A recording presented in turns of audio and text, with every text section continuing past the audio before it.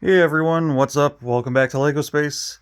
I got a little start on the Ecto-1, so we're gonna do a update. I'll try to keep you guys as updated as possible, because there are quite a few differences with the mock version versus the version that you're building with Lego, or with the Lego instructions.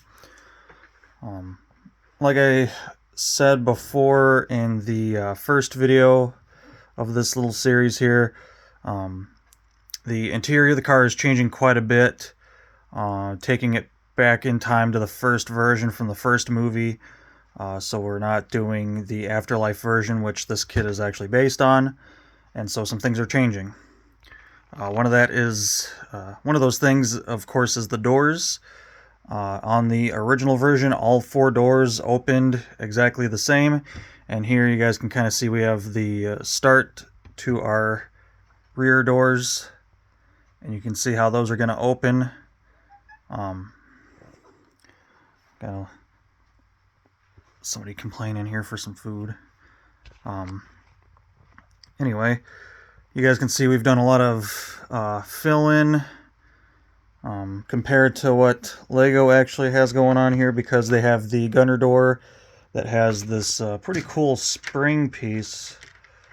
Won't be using it in this particular build, but maybe someday we can find something cool to do with it, because it is a neat little hydraulic spring piece. But yeah, you can see we're not even remotely close to putting all that stuff in there. So this makes it to where that whole piece can slide out, and the original back door for the Afterlife version would open the opposite way. So basically a suicide door action going on there, and we're not doing any of that. So one thing I've kind of found a little tricky, just in my mind so far with the mock instructions on this, is we're utilizing a lot of the original pieces with the kit, and the odd thing is we're using a lot of different pieces that would be actually have a purpose in this kit, but some stuff like these 1x4 bricks with the studs on the sides. There's like another one down here that's not doing anything. So stuff that you would think is going to have a purpose just ends up not having a purpose, just because it's basically used as filler pieces. So that's kind of thrown me off a little bit, because I expect, a piece like this, I expect it to be used, every which way it can be used, typically in a set. But with this just being some filler pieces to kind of build the floor up, and where some of the machine is going to sit here, kind of run into some confusion on that. Nothing too bad, but just stuff that I'm not used to, just using really random out there pieces for filler pieces. Like specialty pieces that would have a purpose, but we're using them for not that purpose. So that's been thrown me off twice now so far. Nothing too bad. I haven't had to tear the car apart or anything. Just a couple things I had to kind of take another look at. We are doing a little bit of color changing, just on some of the more visible stuff. So like up where the engine is going to be sitting over, I know some of the stuff is going to be covered, but we have been doing some color changing on the front.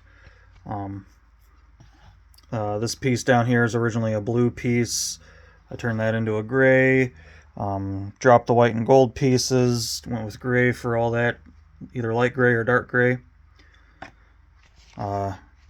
Just trying to make it so that way when we do get to the engine, since I'm a car guy, I'm really going to want to make sure the engine bay on this looks really good, and there's no surprisingly odd colors in there. So I'm doing my best not to color change in spots where I know we're not going to see stuff. As you can see, like some of the stuff that we're going to be building over, I'm not color changing any of that stuff. Some of the stuff I hit around the wheels, stuff that's like right up against the back of the wheel, I know you're not going to see it. I didn't really have to color change these 1x3 pieces either, but I just went ahead and did it anyway. And then, of course, some stuff around the seats. Um, there was a yellow piece originally where this dark gray piece is, and I noticed that looking through the instructions, when the seats are in place, you could kind of see it through the seats. So just real little picky stuff like that. Other than that, I'm really, for a lot of this like fill stuff, I'm trying to use just whatever colors the instructions have me using and not be so critical on that. And as you can tell, my bag by bag idea went to hell very quickly. I made it the first couple steps in, and then realized that I needed parts that were in a bag that was much further down the line in bags. So I wound up having to open every single bag. I tried to sort some stuff out just in piles.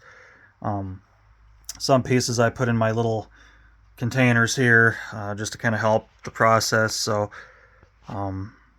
yeah, I was really hoping it was going to be bag by bag, but with just how we're using pieces that were used originally later in the build, earlier in the build for some fill, that's where I kind of ran into issues where I just needed to open all the bags and have all the parts out so I could look through everything and see what I need. So I have a wonderful mess of parts that I'm picking through now.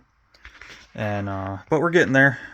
Figured I'd do at least a nice inner frame update here, just that way you guys can kind of see some seriously big changes in the midsection here, where the back doors are. A lot of changes going on there. Seat structure is different.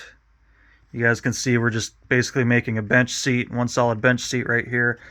This one kind of has some backing to it, some different stuff like that.